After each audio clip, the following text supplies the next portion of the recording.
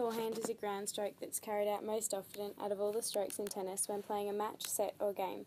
It requires excellent transfer of weight into the shot by leaning forwards to ensure the player is using their full body instead of just arm strength, which therefore results in stronger, more powerful stroke. Balance, footwork and the direction of strings are facing are all significant factors determining where the ball will land and if the shot is efficient and carried out correctly.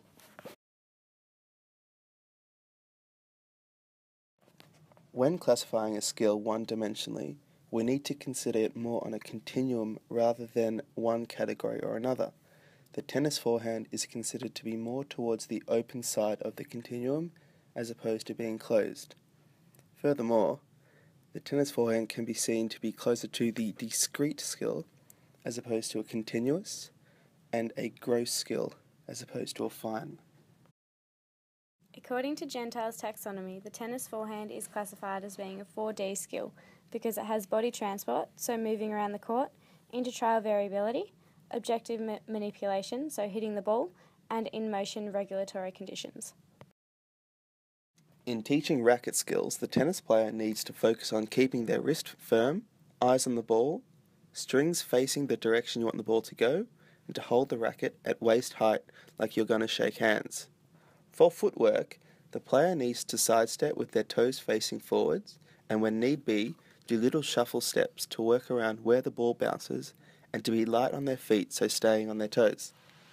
During the swing and preparation phase, the tennis player needs to focus on stepping forwards with their left foot across their body, bringing their right hand back so their arm is in line with their shoulder, whilst remaining slightly bent.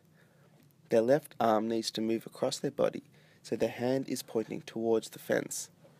When swinging, this should not be done with any force, and the contact point between ball and racket needs to be just in front of their right hip.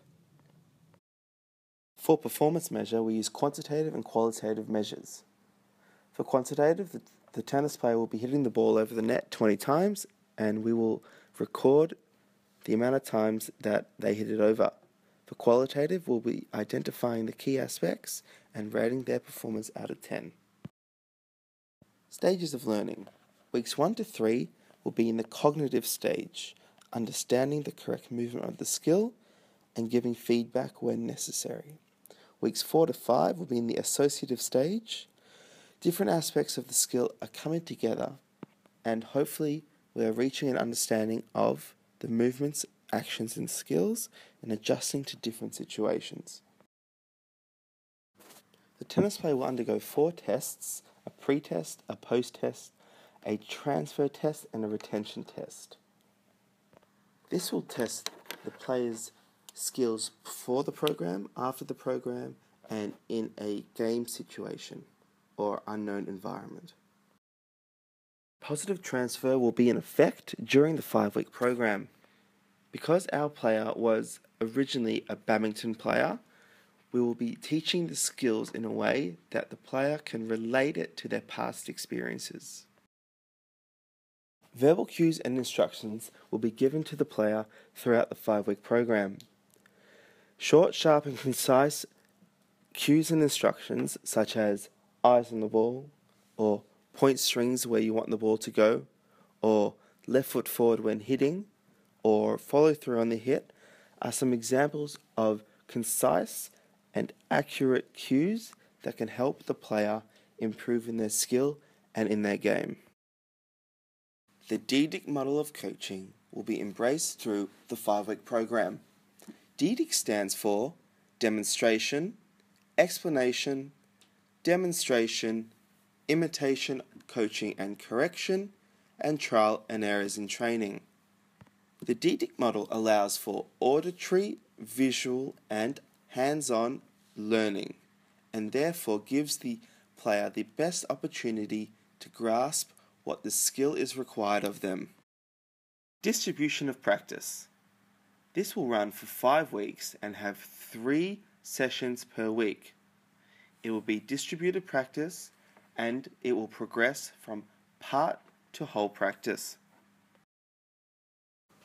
Guidance hypothesis / feedback. During the 5-week program, we will progressively reduce the amount of feedback given to avoid the guidance hypothesis / faded schedule. The guidance hypothesis is when the player receives too much feedback of a certain type and becomes dependent on that type of feedback.